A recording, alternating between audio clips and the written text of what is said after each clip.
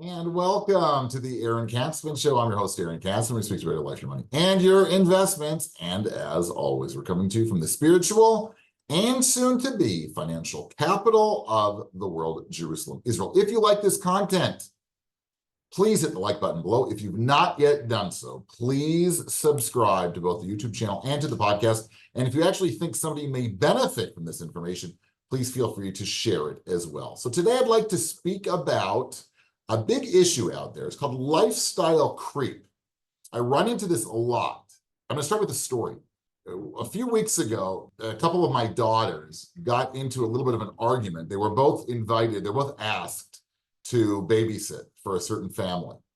The younger one said that she needs the job because she really needs money.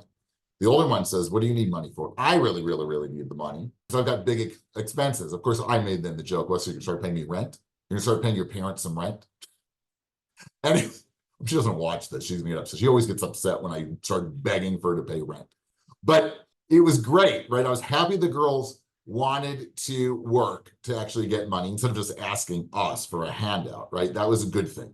On the other hand, you know, to make the money and then to have it go into one hand and then out the other hand to spend, something I didn't exactly like. The trap that I hope they don't fall into and that you don't fall into is one that catches lots and lots of adults. How many of you get a raise at work and then complain you still struggle to finish the month, let alone having nothing left to save and build wealth? If you're one of those, don't feel so bad, right? This happens to everybody. You're part of a large group of people that who are falling into the lifestyle creep, right? It's a trap. Dr. Kevin Nguyen on The Right Coat Investor writes, he defines lifestyle creep: the slow but steady changes in a person's spending habits and standard of living.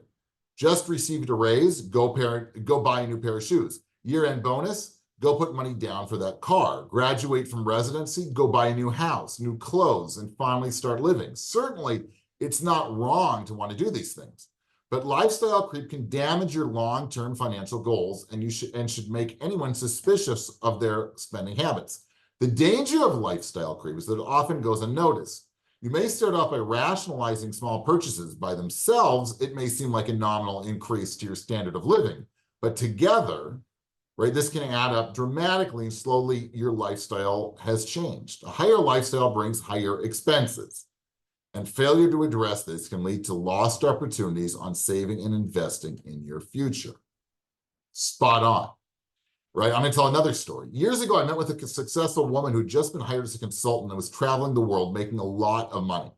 She was complaining that just after a few months of earning a salary that was triple what she had been making earlier, she had put nothing in savings and was uncomfortable with her money situation.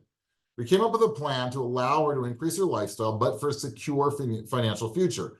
After the plan, I never heard from her again, other than seeing some occasional social media posts of vacations in faraway lands, dining in fancy European restaurants, which indicated that she was really living the good life. Well, lo and behold, she surfaced a few weeks ago and she wanted to meet. She told me that after making all that money over the years, she was embarrassed about the little savings that she'd accumulated. And now she wanted to, quote unquote, get serious. Right? It's not just lifestyle creep, it's then lifestyle creep superimposed on social media, right? To show everybody, wow, you're happy, you're living it up, I'm amazing. And at the end of the day, you've got nothing in the bank to show for it. Here are some tips that I gave her, which I think that will help you to both increase your standard of living and, most importantly, your long-term savings. Number one, here we go, broken record, Katzman, he's off. Budget. I bet you didn't think I was gonna say that. Take control of your spending. Track your income and expenses, and then you can start a realistic savings plan and start to build wealth. By actually creating a budget, you take control of where you're spending the money. You can certainly increase your expenses commensurate with your salary increase, but don't go crazy, right? So by actually taking control and writing down, having a written budget, you can allocate the new raise that you got or the bonus that you got efficiently, right? It shouldn't all go into spending, but you can say, okay, here we go. 10% goes into saving, 15% goes into saving.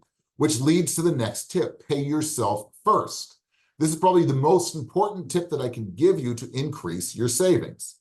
Take 10 to 15% of your income and put it into savings. Doesn't mean if you get a raise, just your regular salary, 10 to 15% should go into savings, right? If you get that raise or you get that bonus, just do the same thing. Take right off the top 10 or 15%. Voila, you're done.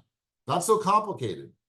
Just like you pay for other expenses by setting up automatic payments, do the same thing. Automate your savings. Have that amount of money every month transferred into savings, into investments, and you're done. That's it. It's not so complicated. Third tip, set your goals, right? Write down short-term goals, long-term goals. Where do you want to be in 10 years? Where do you want to be in 15 years? What kind of retirement you want to have? What should it look like when you retire, right? You don't have to accomplish everything in one day, right? Let's say you need a new fridge. Go ahead and buy it, but don't use it as an excuse to buy all new kitchen appliances. Okay, you don't need a juicer, a blender, or whatever else they're showing on the Home Shopping Network at 2 in the morning, right? Stick to just the fridge, right? Stick to that plan and cross out your goals as you achieve them. The extra money you're earning now is really a blessing, right? Use it smartly, use it wisely. And you can have your cake and eat it too. And if it's left over, you can put it in the fridge to cool, so it doesn't go bad, right? There's no reason that you can't go to, occasionally eat out, even go to Europe, but it can't be the norm, right? You have to have a structure and be smart, because if at the end of the day, if you've got nothing to show for it, what are you going to do when you hit retirement? What are you going to do? You're going to have all those memories of the fancy restaurants you ate in Europe. Well, that doesn't help pay the rent. That doesn't have to put food in your new fridge once you retire, right? Come on, be smart.